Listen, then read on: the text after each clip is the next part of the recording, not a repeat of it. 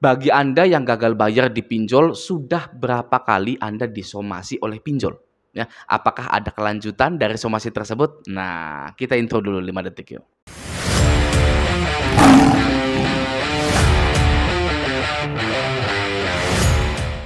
Nah, apakah saya, Raja Galbay ini pernah dapat surat somasi dari pinjol? Pasti pernah. Ya pernah pastinya.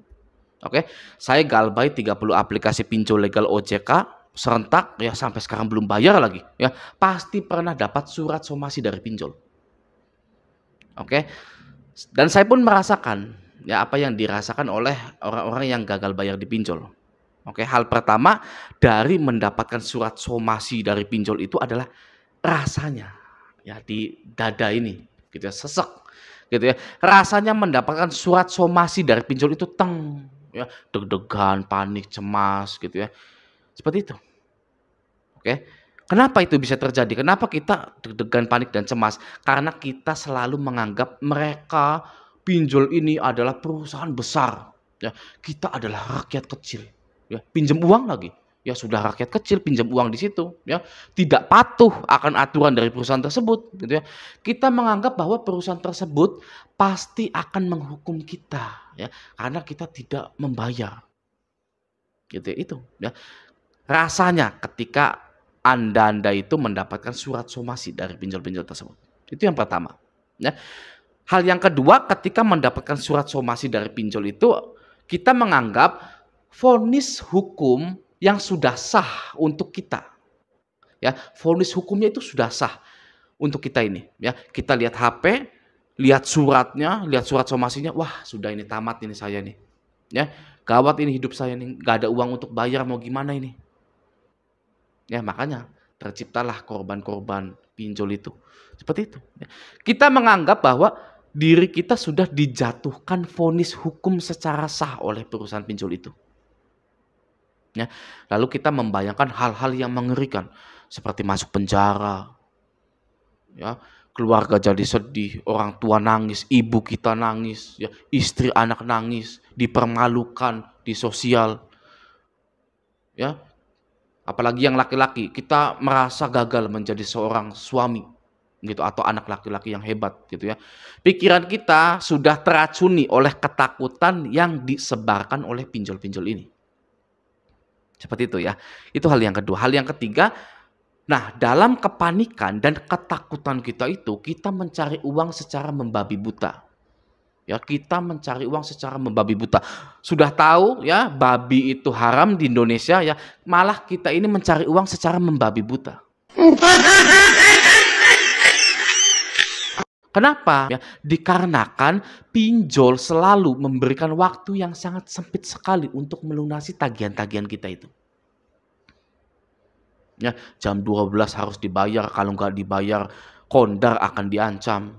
Ya, jam 1 harus dibayar, kalau nggak foto lagi pegang KTP ada di grup-grup sosial media. Seperti itu.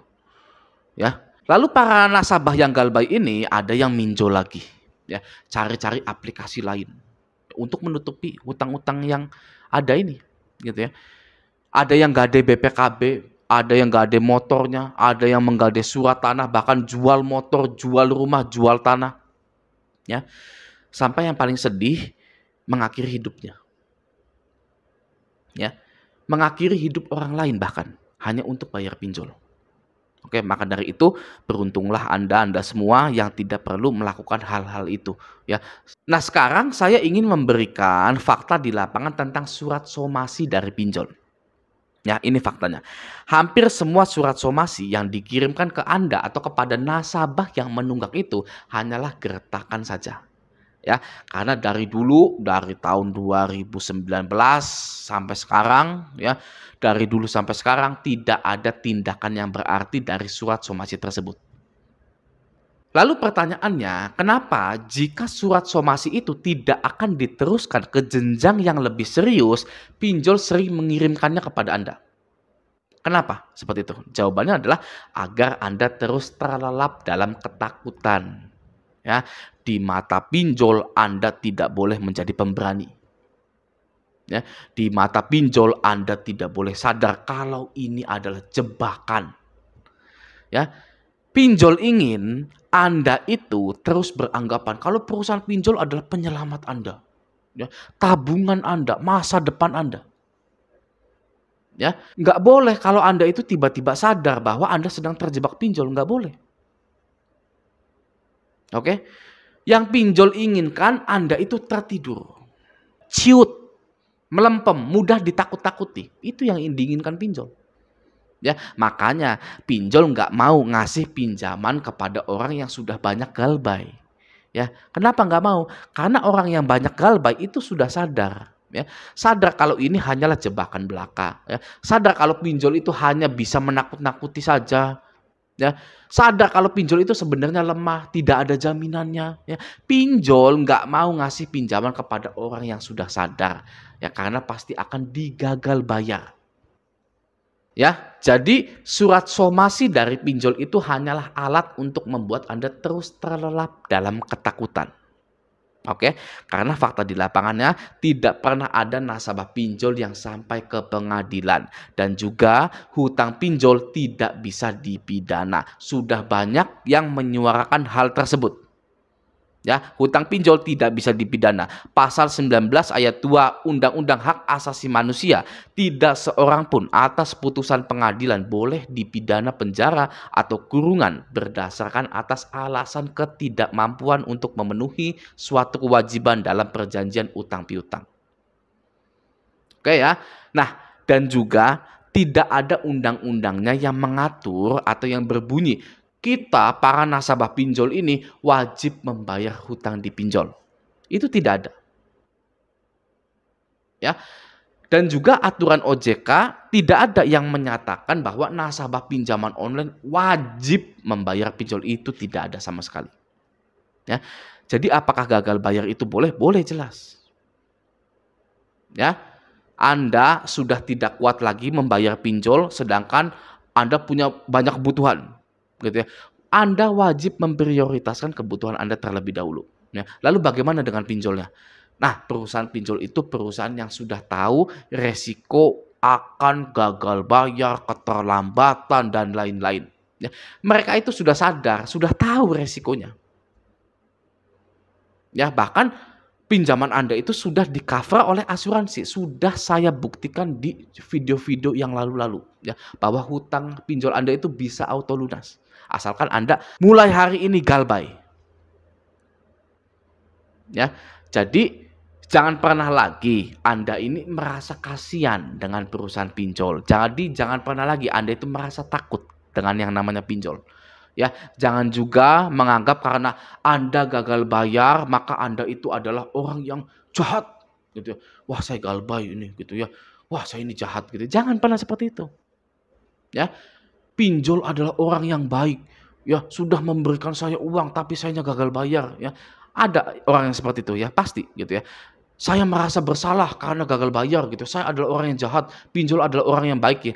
Jangan pernah seperti itu. Oke, pinjol dan Anda itu adalah bisnis. Ya, hanyalah bisnis belaka. Tidak ada yang baik, tidak ada yang jahat. Oke, ini hanyalah bisnis. Oke, maka dari itu sekali lagi untuk menyelamatkan diri Anda, ya harta-harta Anda juga, tidak ada undang-undangnya dan tidak ada aturan resmi dari OJK yang menyatakan nasabah pinjol wajib membayar pinjolnya. Oke, semoga video ini bermanfaat. Sampai jumpa di video selanjutnya.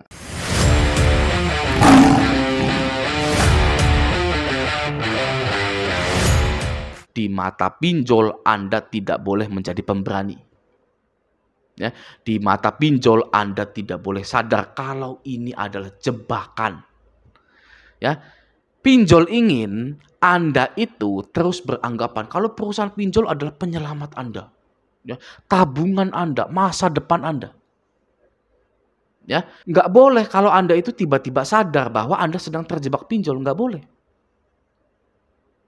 Oke, yang pinjol inginkan Anda itu tertidur, ciut, melempem, mudah ditakut-takuti. Itu yang diinginkan pinjol. Ya, makanya pinjol nggak mau ngasih pinjaman kepada orang yang sudah banyak galbay. Ya, kenapa nggak mau? Karena orang yang banyak galbay itu sudah sadar. Ya, sadar kalau ini hanyalah jebakan belaka. Ya, sadar kalau pinjol itu hanya bisa menakut-nakuti saja. Ya, sadar kalau pinjol itu sebenarnya lemah, tidak ada jaminannya. Ya, pinjol